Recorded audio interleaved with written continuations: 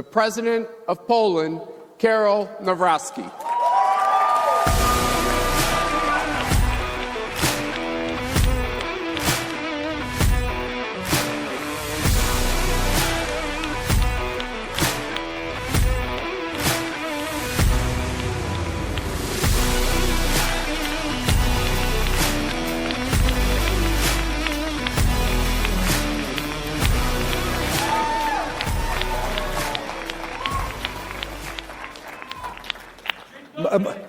Dzień dobry.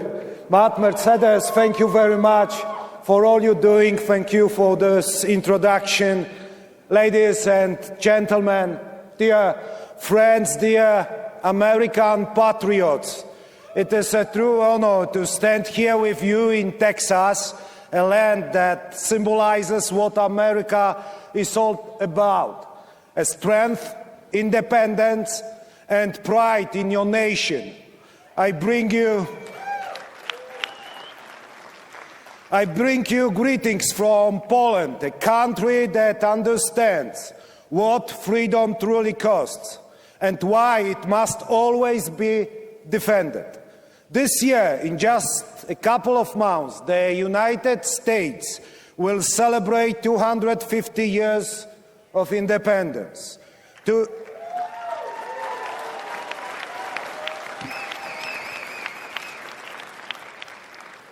250 years ago, your founding fathers made a bold choice, a one full of uncertainty.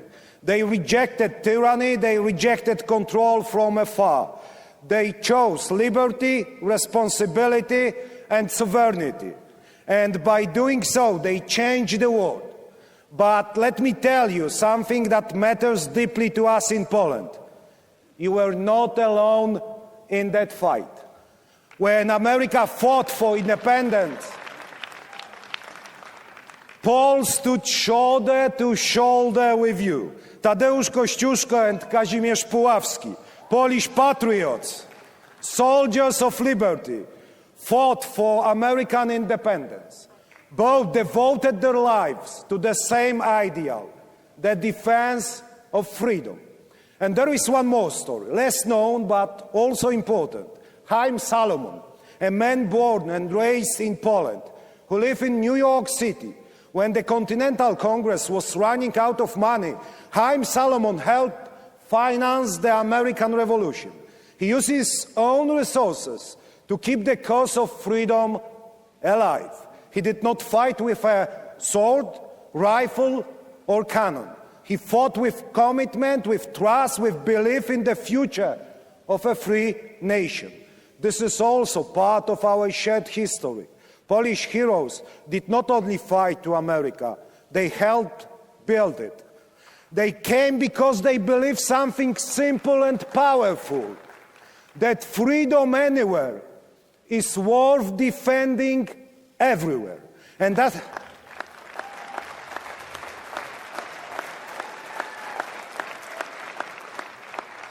And ladies and gentlemen, and as I'm standing here, I can state with certainty that this belief still connects and resonates in our nations today.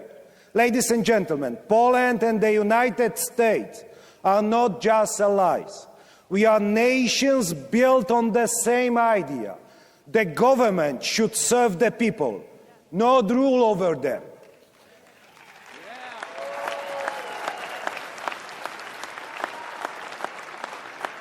That freedom must be protected, not managed. That tradition matters because it gives meaning to freedom.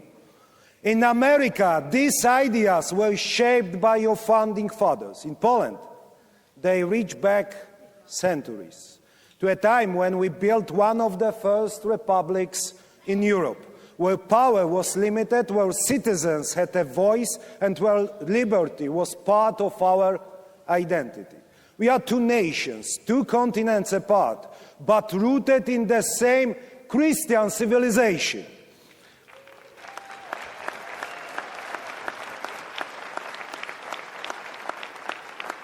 And today, that civilization is unfortunately under pressure. not just from outside, but also from within. We hear voices telling us that patriotism is something to be ashamed of, that borders don't matter, that faith should be pushed out of public life, that tradition is something to be erased. You hear it here in America, we hear it on the other side of the pond in Europe. But let me say this clearly, a nation without identity is a nation without a future. And I'm sure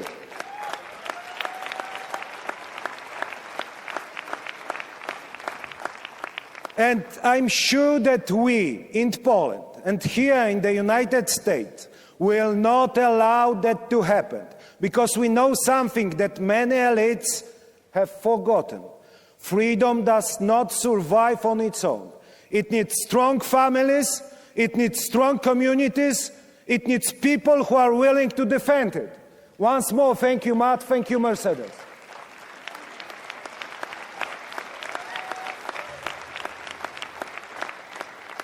We also know that threats to our way of life are not just cultural. They are real. They are geopolitical. They are dangerous. In Europe today, we face an aggressive Russia, a regime that invades its neighbors, a regime that destroys cities, a regime that believes power gives it the right to dominate others. And today, that same regime tries to tell the world, we are the defenders of traditional values. This is a lie. Russia does not defend conservatism. Russia represents corruption and violence. True conservatism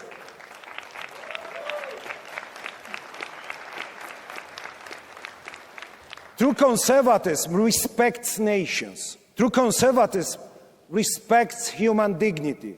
True conservatism believes in freedom under law. We also see other threats. The regimes in different parts of the world spreading instability and terror in their respective regions and beyond. These authoritarian powers that want to reshape the world not around freedom, but around control. And in the face of these threats, we have a choice: to stand divided or to stand together. Poland has made its choice. We stayed with the United States just like we always have.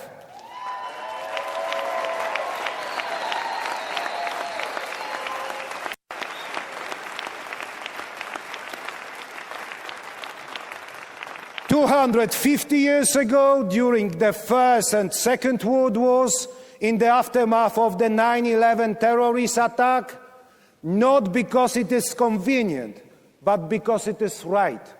Because you know, ladies and gentlemen, alliances are not built only in conference rooms and behind closed doors. They are built on the battlefield. They are built in moments of courage. They are built in moments of sacrifice, including the courage and ultimate sacrifice shown by the 66 Polish soldiers who gave their lives in Iraq and in Afghanistan.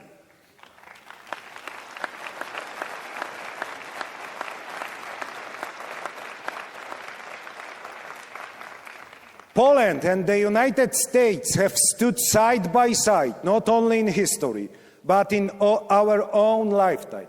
We stood together in Afghanistan. We stood together in Iraq. At sometimes, that partnership is written in the most powerful way possible, in blood. Let me tell you a story. Not long ago, in the White House, a solemn ceremony took place. The President of the United States, Donald J. Trump, awarded the Medal of Honor posthumously to Staff Sergeant Michael Ollis, who gave his life in Afghanistan. But he did not give it for his own countrymen. He gave it to save a Polish soldier, Lieutenant Karol Nawrocki, my friend. In a moment of ultimate courage, he stepped forward. He took the blow meant for another man, a Polishman. a brother in arms. The very same day that the Medal of Honor was bestowed upon Staff Sergeant Hollis by President Trump, Poland honored him as well. Because Poland remembers, because Poland understands what that sacrifices mean, because Poland knows that freedom is never free. You cannot build a stronger alliance than this. This is not politics. This is brotherhood. This is what binds Poland and the United States together, not just as allies, but as a family. May Michael Hollis rest in peace. May the 66 Polish soldiers who gave their lives for freedom and the thousands of heroes from both our nations who made the ultimate sacrifice rest in peace. Let's respect them together, ladies and gentlemen.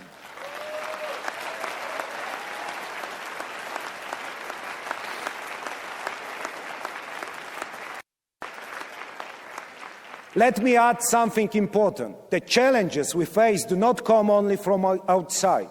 In Europe, they also come from within our own community. Let me be clear. Poland made the right decision in joining the European Union, and we want to be part of the EU. I believe and I hope the majority of my compatriots share this view, that Poland has a voice and the right to speak up. For the past 20 years, we have been part of the EU, and now it needs urgent repair. We see policies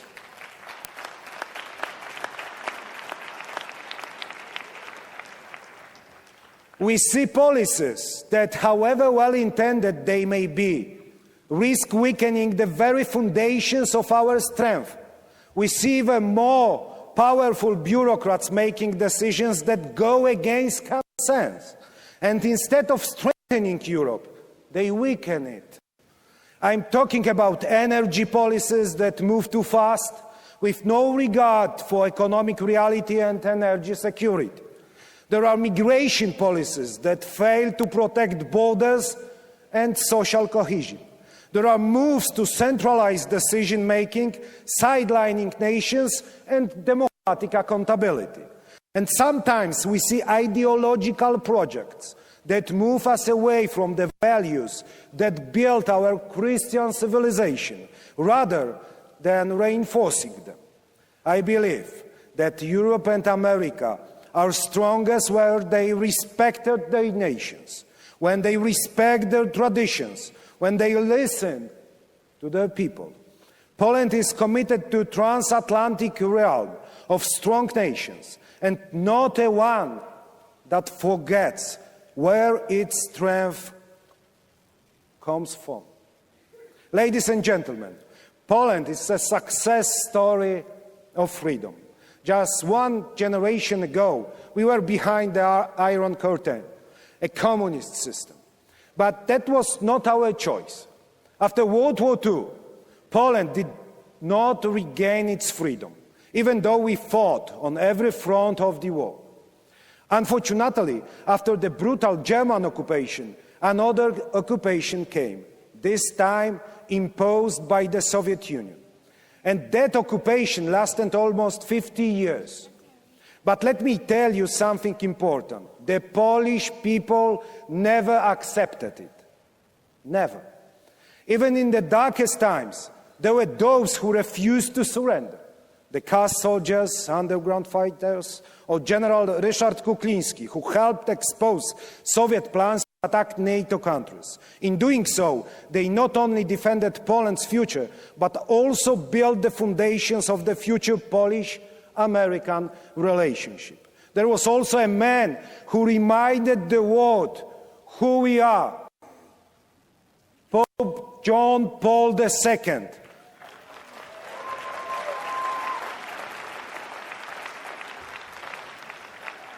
And finally, a movement that changed history, Solidarność. And yes, we were fortunate enough to have friends beyond our borders, leaders like Ronald Reagan, who had the courage to call evil by its name.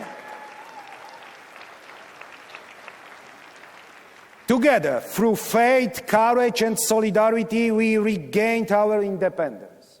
And today, Poland has become one of the fastest growing economies in Europe. Our GDP has reached over $1 trillion. Think about that. In one generation, we went from communism to prosperity, from control to opportunity, from dependence to strength.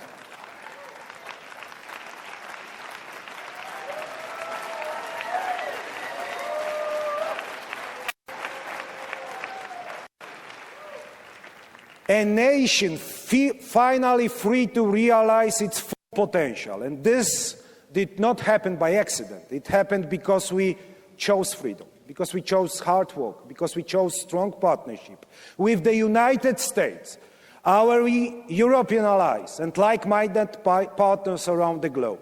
And this partnership is not just words, it is action. We believe in our Polish-American alliance, but we also believe in the North Atlantic Alliance, the most powerful military alliance in the history of the world, led by the United States.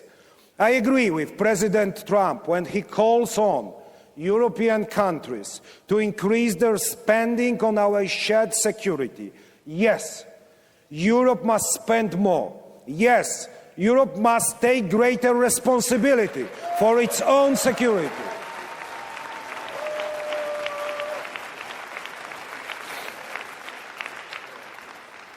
In Poland, we understand this. That is why we stand as the Eastern Guard of Europe, of Western civilization, which we defend against tyranny, lies, and violence from the East, from Russia, though not only from there. But we will not accomplish this great task alone, nor even in cooperation with the United States alone. We need our allies, we need their commitment and their sacrifice to preserve freedom. That is why we need to develop and strengthen NATO. Today, Poland is one of the strongest allies of the United States in Europe. We invest in our military.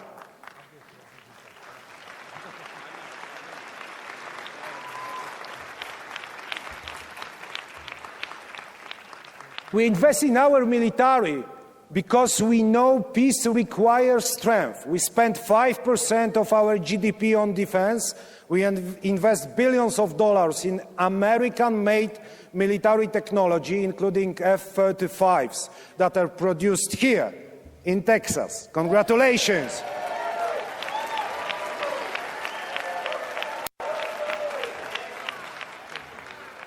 And ladies and gentlemen, we host thousands of American troops because we believe in real alliances, not symbolic ones. And let me say this clearly.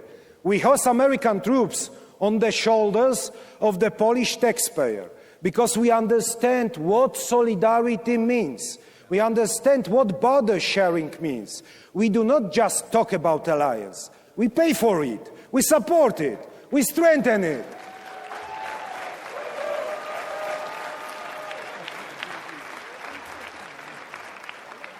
And when American soldiers walk the streets of Polish cities, towns, and villages, they are not strangers. They are welcomed and respected. For the first time, I would like to emphasize this. For the first time in history, Poles are glad that foreign troops are stationed in their country.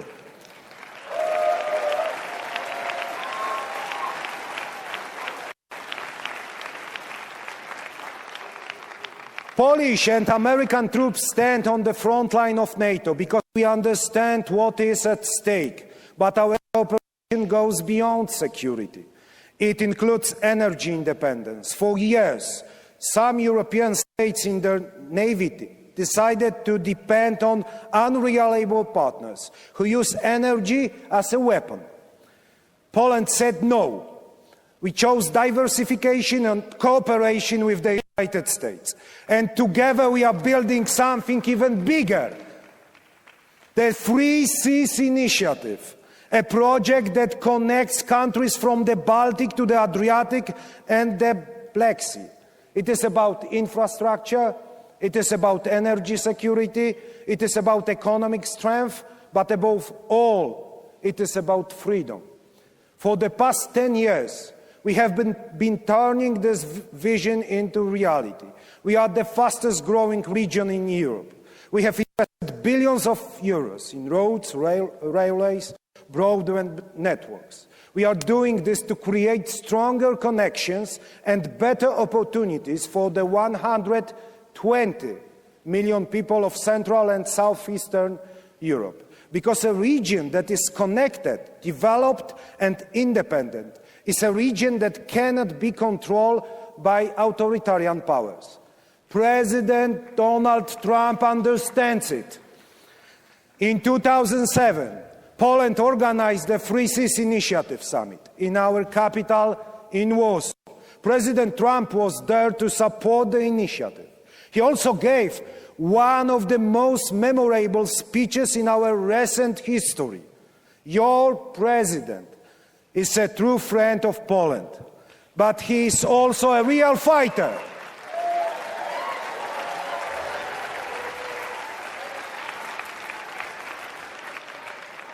President Donald Trump fighting for a better life for the American people, including the nearly 10 million Poles who have made America their home. We need leaders like him, leaders who put the people first, protect the jobs, defend families, and secure the future.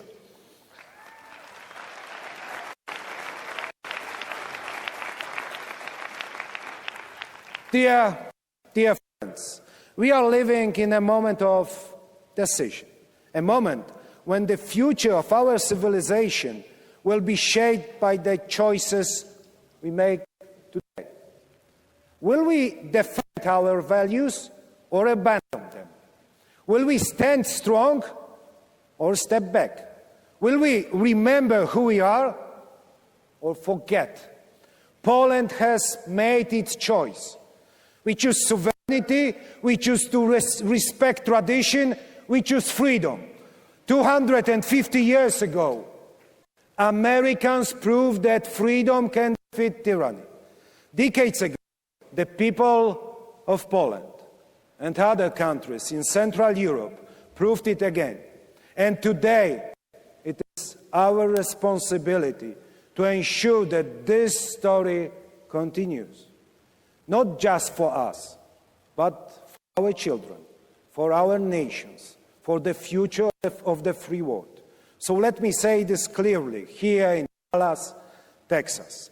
When Poland and America stand together, freedom wins.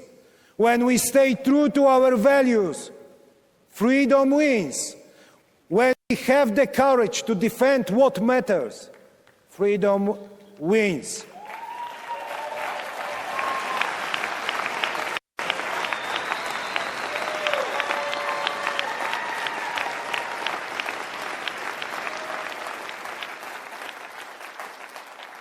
Thank you all. God bless Poland. God bless the United States of America. And God bless the alliance between our great nations. Thank you.